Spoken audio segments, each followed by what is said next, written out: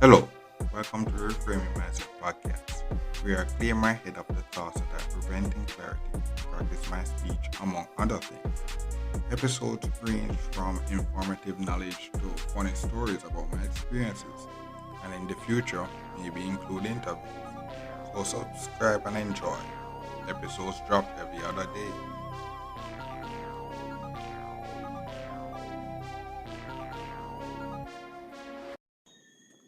Okay, now so welcome back to Frame Mindset Podcast. My name is Constance Brooks. I know basically this episode is a nice funny episode we're going to talk about. I see this meme, basically where it's like the topic is what do we learn in organic chemistry class, and it's like a pie chart. And basically it's split up in different percentages, and it's like a certain section of it says okay, different reactions. Next section says poisonous chemicals, and next section says something else. But majority of the pie chart is learning how to draw hexagons. Cause that's what majority of what you do in organic chemistry. Just draw hexagon has they call it carbohydrate bonds or something like that. So that kind of brought me back to high school again. Where basically, if you remember from grade 10, if you have one of those early persons that listen to the story, wonder you know that in grade 10 I got in the national exam that we do CXC, I got a 3 in chemistry, which would mean 3 would basically be it would be as close. It would be like getting 50% on an exam. You want to get 1. 1 would be like you get close around 80 to 100, but 3 would be like you got like 50, around 60 to 50%. That's how you classify 3. So basically, if you known what happened during that 10 grade, that 10 and 11 grade time, was that basically majority of my labs, got 0 because of plagiarism, and some of the other labs I never even really started because majority of the labs that I was doing was basically one day. I was doing all of the labs in one day, and that's like 22 labs. so half of the labs was me try to get some from my friend, and then the rest of them was me choosing which one is more important not to do or what not to do. And that majority of the labs got 0 because of either plagiarism or I did attempt. And so I was going in the main exam with a crutch, because the SBA, the labs were worth around 20% or so, so 80% now was coming from the exam, and it was 2 separate exams. So you basically have the practical, they have the test that you actually have to you have multiple choice, and then you have like question and answer and such like that. So the multiple choice is one exam, and there's another question where you answer questions in essay format or such like that. So well now, so far the answer and question. So for the essay question now. So basically, if you ever remembered, so after taking so much help from the labs due to procrastination, you would have thought that okay, yeah, I would have not procrastinated for studying for the exam. So and the normal person would not, but I actually did procrastinate for studying for the chemistry exam also. So basically the exam was in the evening, was like in the afternoon around 2 o'clock. So basically I had like the night before and the whole day, so I thought I had a lot of time, and there was one thing basically one important thing that I saw. So we did a little bit of organic chemistry, and it was basically introduction. We will learn about glucose, and glucose is basically how you draw glucose is it's like a hexagon where basically each of the point would be like a carbon bond, and then there's a oxygen bond at the at another point. So basically one of the questions now is worth a lot of marks.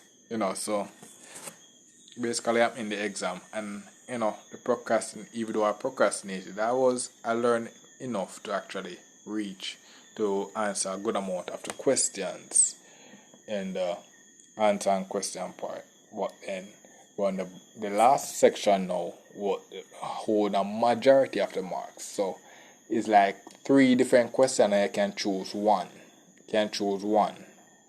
From like the three questions. Each of them were something like 30 marks or such like that. So I say no, if I simply get this question right, that 30 marks secure. And then the one that I was banking on was organic chemistry one. Something like drawing the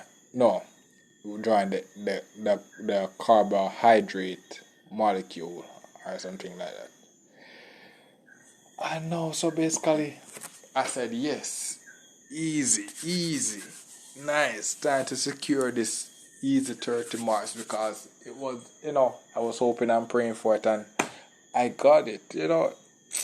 And basically what happened was now, for the whole exam, I did not know how to draw a hexagon. I did not, for the whole exam, it was me trying to remember how to draw a hexagon. And it ended up that I went through the whole exam and had to basically submit the paper with that question answered because I still, I was trying to figure out, the closest thing I could get, what is like I could have remember how to draw a hexagon, and because I could have remember how to draw a hexagon, that whole question I couldn't do, and because of that now, and also with the lab, even though I never really got there, it's an international body that actually grades the paper, but I think that was one of the big thing that contributed to the three, along with the lab, was that basically me not knowing how to draw a hexagon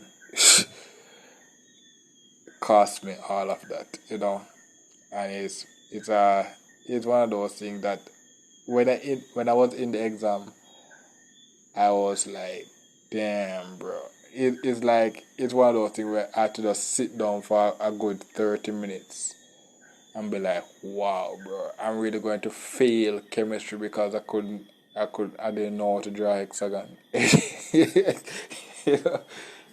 but I ended up coming out with a 3, which was more than I expected, but yeah, that was some kind of L that I have to just take.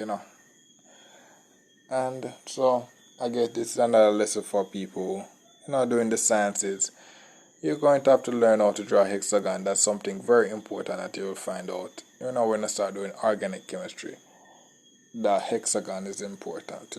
Learn. So from baby, so if some parents that is listening to this and their kids want to do science, tell them to start learning how to draw a hexagon from a little child, so they go into it not kind of prepared. Yeah, man. So basically, this is it for this episode, and yeah, I look forward for the next episode. Mm-hmm. Well, this is the end of the episode.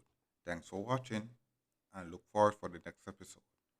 To support this podcast, go to anchor.fm/cssb/support or become a sponsor for this episode. If you have a product that you want to have more exposure, DM me on the Instagram page, Reframing Mindset Podcast, or on Twitter at ReframingP. Either way would help. Thank you regardless for listening, and here's a preview for the next episode. I guess if I remember way back when, we did the Ash Wednesday podcast where I said, yeah, that day was the start of Lent, and the Lent was basically like 40 days. So 40 days. I think it signified when Jesus was doing his thing 40 days in the wilderness. But it actually ended April 14. But when it ended, I never really had any proper time to actually record the episode and drop the end of Lent episode. I never had any time then. So now is the time I have a free time to do it. So I just basically said, okay, yeah, April 14 will be the end of Lent, the end of Lent, and basically what I can say, Lent is basically where people go and say, oh, they're giving up something for 40